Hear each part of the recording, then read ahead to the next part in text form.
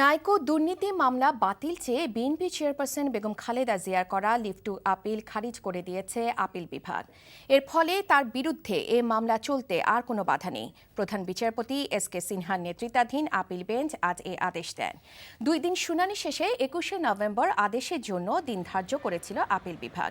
এর আগে নাইকো দুর্নীতি মামলা বাতিল চেয়ে খালেদা জিয়ার করা আবেদন গত বছরের 18ই জুন খারিজ করে দেয় হাইকোর্ট।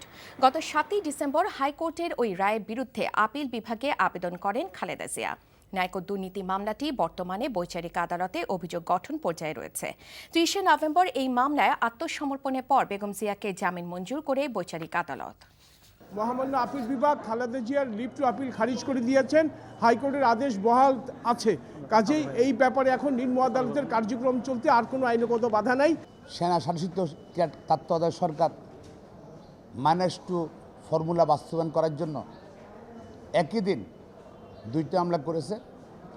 একটা প্রধানমন্ত্রী শেখ হাসিনার বিরুদ্ধে, আরেকটি হলো বিএনপি চেয়ারপারসন সাবেক প্রধানমন্ত্রী বেগম খালেদার বিরুদ্ধে।